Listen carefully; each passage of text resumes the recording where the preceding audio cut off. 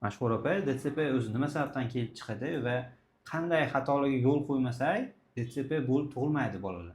Hozirgi kunda DTP bilan kasallangan bolalarimiz soni judayam ortib ketgan.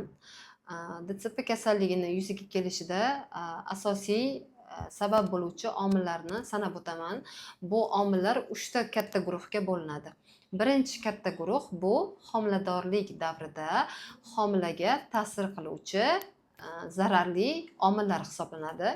Ya'ni bu omillar o'sha onadagi mavjud bo'lgan kasalliklardan tortib, ya'ni onadagi kamqonlik bo'lishi mumkin, qandli diabet bo'lishi mumkin.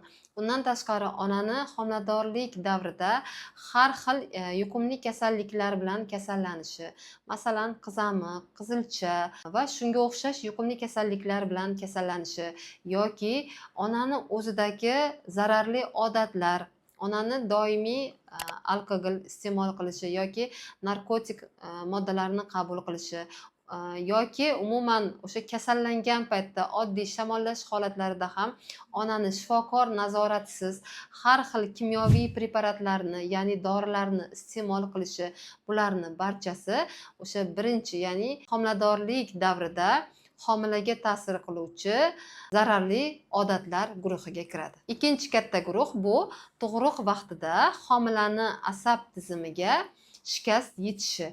Ya'ni bular bo'lishi mumkin. Homilani erta tug'ruq bilan yakunlanishi, ya'ni muddatidan oldingi tug'ruqlar bo'lishi mumkin yoki homilani o'sha muddatidan o'tib tug'ilishi bo'lishi mumkin yoki onadagi muammolar, ya'ni chanoq sohasini torligi, bu ham bolani tug'ruq vaqtida tug'ruq yo'llaridan o'tguncha har xil travmalar bilan tug'ilishiga sabab bo'lishi mumkin.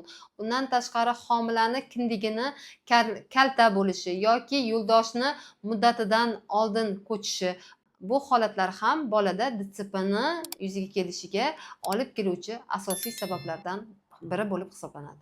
Va uchinchi katta guruh omillari bu erta bolalik davrida, ya'ni chaqaloqni hayotini erta davrlarida bolada paydo bo'ladigan somatik kasalliklarni asorati sifatida yuzaga kelishi mumkin.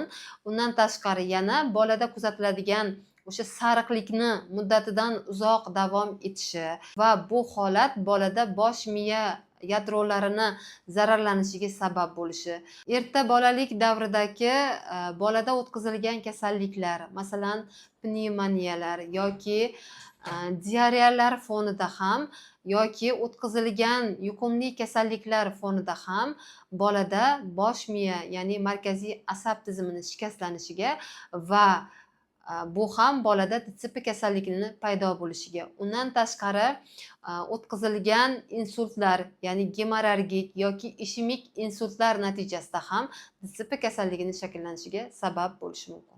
Albatta, shu o'rinda sog'lom farzand dunyoga kelishi uchun onalarimiz, ota-onalarimiz nima qilishi kerak?